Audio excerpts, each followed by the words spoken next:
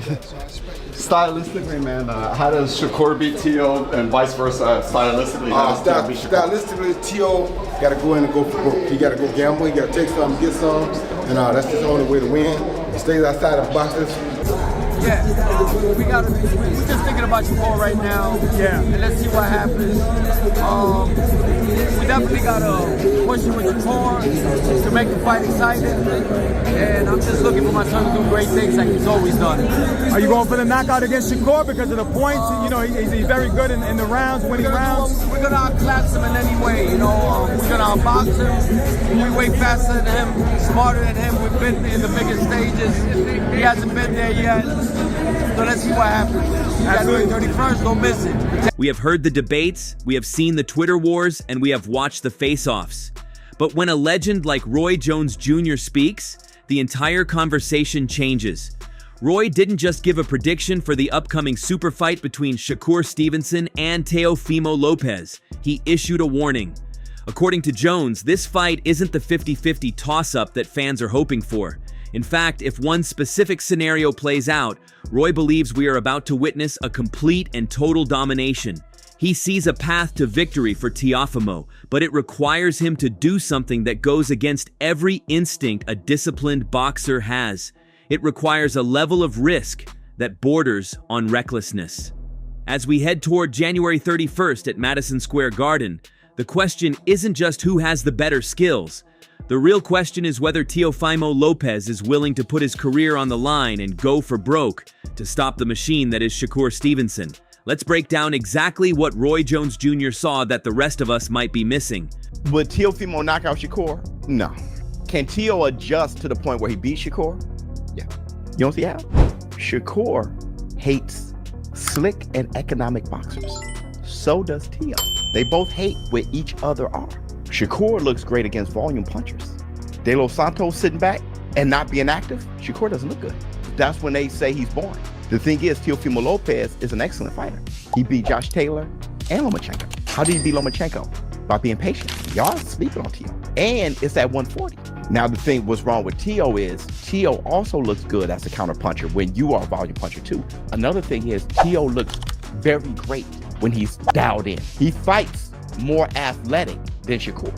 Shakur fights far more technically sound, and he's a more gifted fighter skill-wise. I'm leaning towards Shakur, but Teo can win. Roy Jones Jr. is looking at this matchup through the eyes of a master technician, and his assessment of Shakur Stevenson is terrifying for anyone standing in the opposite corner.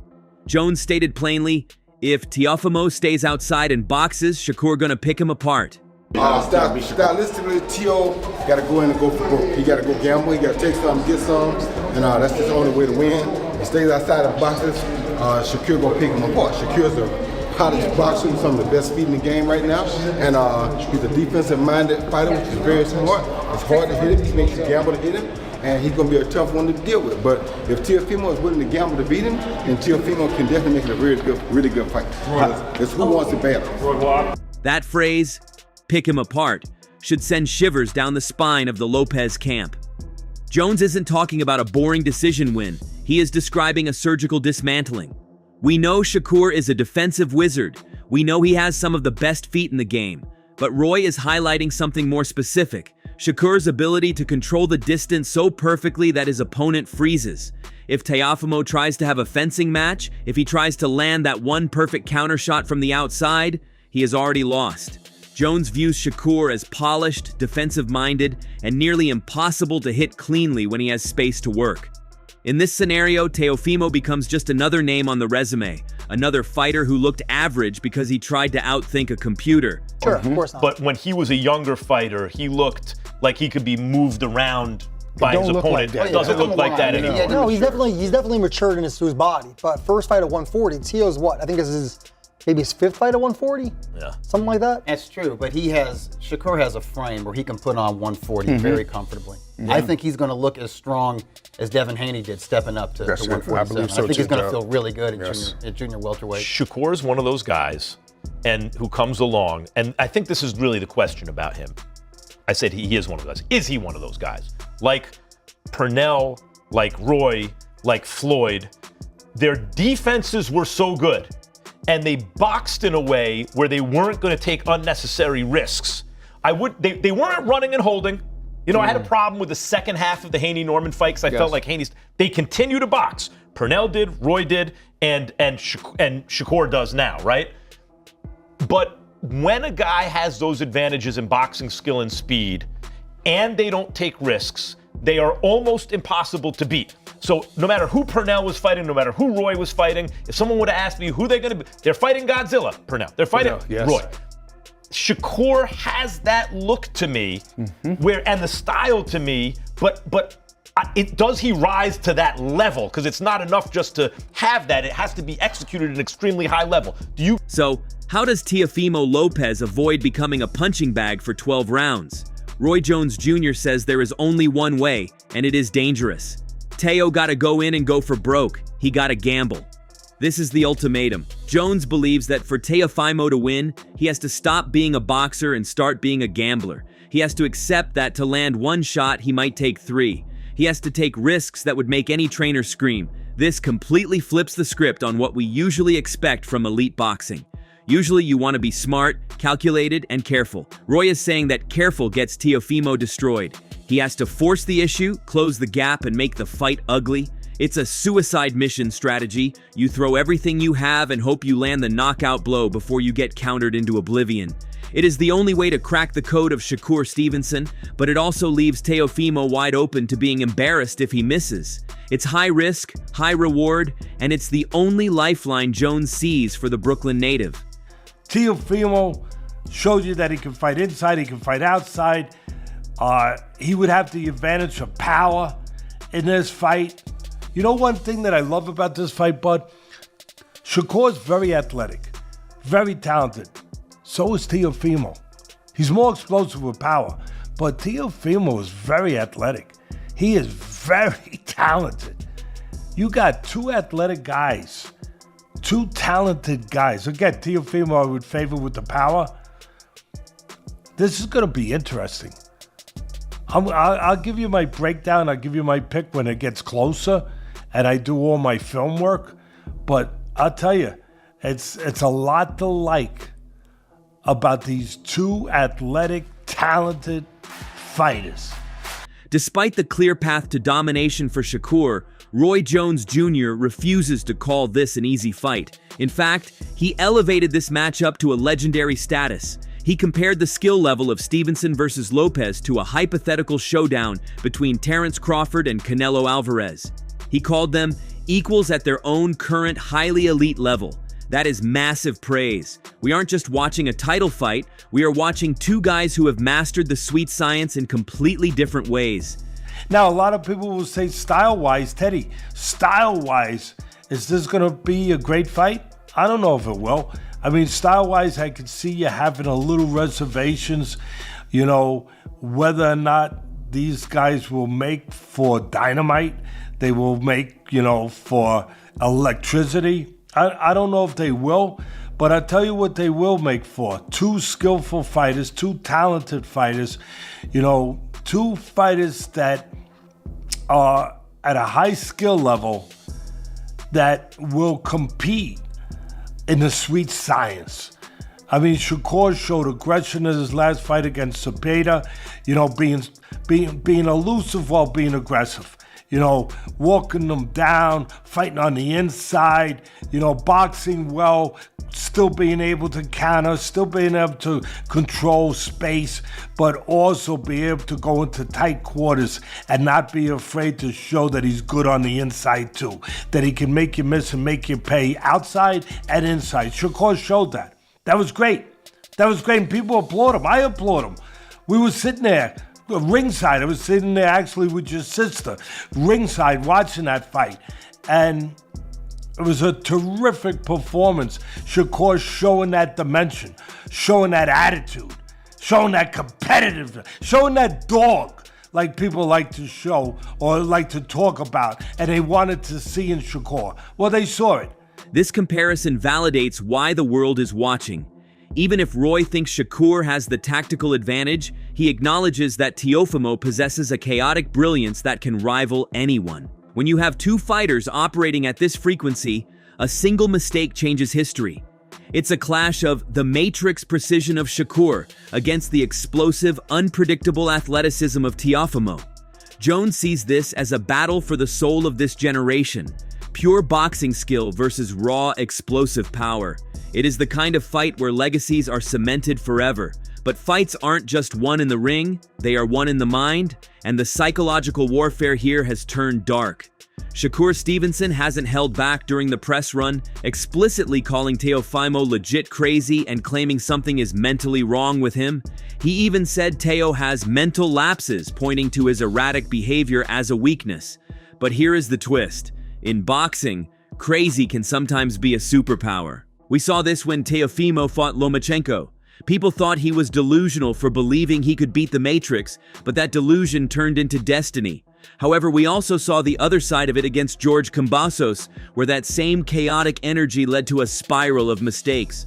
Shakur is betting that he can frustrate Teofimo, trigger that instability, and make him crack mentally before he even cracks physically. If Teofimo enters the ring emotional and unhinged, he plays right into Shakur's hands. But if he enters with that cold, takeover focus, Shakur might find that a crazy opponent is the hardest one to prepare for. The momentum coming into this fight couldn't be more different for these two men. Shakur Stevenson is fresh off a career-best performance against William Zepeda, a fight where he didn't just win, he dominated a dangerous pressure fighter. He silenced the critics who called him boring and proved he can stand his ground. He looks untouchable right now. He is peaking at the exact right moment, looking like the future pound-for-pound king everyone predicted he would be. If Teofimo Lopez were to lose, then he's in a really difficult position, in my opinion. He'll still be a household name, he'll still be able to command big paydays, but he'll have lost again, and this time he'll have lost at the elite level. It's one thing to say, oh, you know, he always raises his level when he's in there against great fighters. It's just when he's not got his head on the game that he loses to some of these lesser guys. But suddenly there's a genuine and real ceiling that's established for Teofimo Lopez, where there's no caveat, where you just say, he's not as good as Shakur Stevenson, he just isn't. So there's reputational damage, but it's absolutely the kind of challenge, in my opinion, that he should be taking on. I don't have any criticism of him taking this fight. I think it's fantastic. I'm so pleased that he's gone. I'm going to take that fight. I want it. I think I can beat this dude. And the funny thing is, I actually think that for Shakur Stevenson, even though he really needs this fight more than Teofimo does, I'd say that the only reason Shakur's had less significant fights in terms of, you know, reputationally throughout his career is simply because those guys have avoided him. Tank Davis, we've seen what he's done. He completely ducked him. He had that draw against Lamont Roach, which actually he should have lost. I thought he'd lost the fight either way, but also that knockdown when he touched his glove down, or sorry, when he took a knee and ran to his corner, that wasn't scored, which was mental. But he has absolutely avoided Shakur for ages, as has everybody else. Devin Haney's never wanted it with Shakur Stevenson either. This is the first of those big names in and around those lighter weight classes that has actually stepped up to the plate and said, yes, I... On the flip side, Teofimo is coming off a win against Arnold Barboza that, well, let's just say it didn't set the world on fire. It was a solid win, but it wasn't the statement he needed. He looked frustrated at times, unable to cut off the ring, and struggled to find his rhythm. Critics are already whispering that Teofimo has peaked, that the distractions outside the ring are taking their toll. Roy Jones Jr.'s warning about staying outside likely comes from watching that Barboza fight. If Teofimo fights Shakur the way he fought Barboza, it's going to be a long, painful night in New York City. I think it's really that time for him to really take his first loss and, you know, me whoop his ass to the point where either he quits on the stool or I am not. In the middle of all this analysis, Teofimo dropped a comment that had everyone scratching their heads. He called Shakur Stevenson slow. He claimed that after watching tapes, he sees a fighter who lacks true speed. Now, is this just trash talk, or does Teofimo see something the rest of us don't? Shakur's speed is usually considered his greatest asset. His ability to hit and not be hit relies entirely on his reflexes and footwork. Shakur has motion. He did his thing. He looked outstanding against William Zepeda at the Louis Armstrong Stadium. For Teofimo to call him slow suggests he believes his own explosive power will catch Shakur off guard. It suggests he thinks he can beat Shakur to the punch. It's a bold claim, bordering on delusional, but if Teofimo truly believes it, it explains why he took the fight. He thinks he can walk through Shakur's shots because he doesn't respect the speed coming back at him. If he's wrong, he's going to eat jabs all night long, but if he's right, if he can time Shakur, then Roy Jones Jr.'s gamble strategy might actually pay off. Watch yourself, buddy. You in front of the camera. That's the decision that a guy has to make within himself. His first fight, his biggest fight, is within himself. So that's what he's doing right now.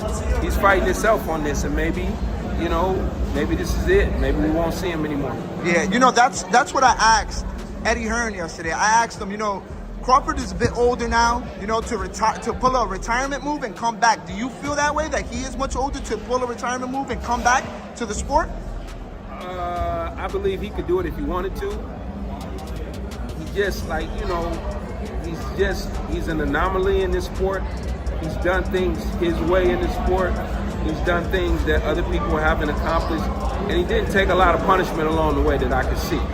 So if he chooses to say, hey, that's it for me, and then one day something happens, and it will, he'll get that bug to want to do something, but something happens that brings him to the mindset of, hey, it's worth it for me to come back. Yeah. I believe he's the one guy that can do it. Also, I believe like a guy like Andre Ward, if he wanted to, he could pull it off. He could come back. He's another one that can still pull it off. I believe he could be successful, definitely. Dope. Coach, last question for you. I know you want to sit down, enjoy the fight night. Can I get your thoughts on Teofimo versus Shakur Stevenson, January 31st in Madison Square Garden? I haven't decided who, I want to go back and look at their last couple of fights, last 2 or 3 fights, and make a decision based on that. Extremely talented kid in Shakur Stevenson, and extremely tough fighter in Teo. Never got a chance to work with Stevenson. Have been in the gym with Teo. Have had him spar in our place in our training center before, and I got a chance to see him up close and personal. And this was early in his career, before he even turned pro. This was when he was an Olympian. Gotcha. And so he has some intangibles that might pull him ahead of Shakur in this one, but I'm not counting Shakur out because Shakur is ultra talented. He's just not a talented guy, he's ultra talented. And he's got some great hand speed, and his feet work very well. Absolutely. So he's kind of hard, he's an elusive guy to catch up to, and if that's what his game plan is, if he's successful with that, Teo is the guy that may not like the way that Shakur fights when they get in the ring. He may not, he may stop and stump his feet and say, "Come on, man, let's fight." Yeah, let's fight. Shakur may say, "Nah, we're not fighting. We're boxing." Yep, and that's what I was gonna finish off with. A lot of people saying this is a 60-40 fight, 70-30, being Shakur the favorite. Do you see it that way, or do you think this is a 50-50 fight? Nah. You said 60-40? Yeah. No, absolutely not. Absolutely. No, Teo's definitely in this fight. He's in it to win it. I think. We're talking pure boxing. Yeah. Shakur, but we talk a dog. Teo. Yeah. And Teo's just as fast. There's speed and there's elite speed. Teo's got speed. Shakur's got elite speed, but that's not too far off, especially when you're not a come forward fighter. Shakur's not a come forward, step to you with my speed and hurt you with my speed type fighter. Yeah. So, that speed gets neutralized when you're moving in the other direction. Absolutely. It gets neutralized when you're moving in the other direction. No, it's not 60-40. It's a 50-50 fight. There you go, ladies and gentlemen. You heard it from the man. We have to give credit where it's due. Regardless of the prediction, regardless of the crazy accusations, Teofimo Lopez is the one guy who said yes. We live in an era where top fighters protect their records like precious jewels. We see superstars like Gervonta, Tank Davis seemingly avoid the Shakur puzzle entirely. The narrative has been that Shakur is high risk, low reward, too good to beat, not famous enough to pay. Teofimo shattered that narrative. He looked at the most avoided man in boxing and said, "Let's find out." Roy Jones Jr. respects that. The fans respect that. Even if he walks into a trap, Teofimo is proving he has the heart of an old-school fighter. He isn't waiting for the perfect time. He's taking the biggest challenge available. That alone makes this a super fight. It's not just about belts, it's about two young lions who refuse to duck the smoke. Is this more about fighting Teofimo, a big fight like this, or a four-weight world champion? It's more so a four-weight world champion. My legacy is more so about that. It ain't really just Teo. Teo got the accomplishments of a big accolade fighter. He was undisputed at 135, which they say he wasn't, but I know he was. Then he moved up to 140 and got the belt at 140. So it's more so to fight a fighter with this much accolades and become the best. Who's in your opinion, or technically you tell me, who's the A side in this fight? Me. Like as far as the pay, the poster, the walkout, all that stuff? Nah, they say, I think they claim he the A side. I think they put it as Teofimo, Shakur, but I'm really the A side. I know I'm the A side, to be honest. Who's walking out second? I'll probably walk out first. I mean, that stuff don't matter though. Like, just put me in a ring. Who cares? I'm going to show that I'm the A side. So sometimes we get hung up on these things, right? Yeah, for sure. Didn't Floyd tell you that you should be the A side? Yeah, he did. He told me that he think that I should be the A, because I'm the bigger name. Yeah. So it makes sense. So when you hear senior and junior say things like, that you haven't fought anyone on his level, what is your response to that? It's cool. I mean, that's their opinion. Like, they could say that. But I know he never fought nobody on my level. Like, I'm 1,000,000% sure that Teo has never seen nobody as good as me. Come January 31st, the talking stops. Roy Jones Jr. has laid out the blueprint. Absolute domination for Shakur Stevenson if the fight stays technical, or a chaotic coin flip war if Teofimo Lopez decides to gamble it all. We are looking at a clash of styles, a clash of personalities, and a clash of eras. Will the calculated genius of Shakur dismantle another victim, or will the takeover defy the odds and turn a boxing match into a street fight? One thing is certain, someone's reality is about to be shattered. Roy Jones Jr. has made his pick, but in a fight this volatile, the only prediction that matters is the one made inside the ring. Drop your predictions in the comments. Does Teo have the power to shock the world, or is Shakur about to give us a masterclass? Don't forget to like and subscribe as we cover every angle of this historic night. We'll see you in the next one.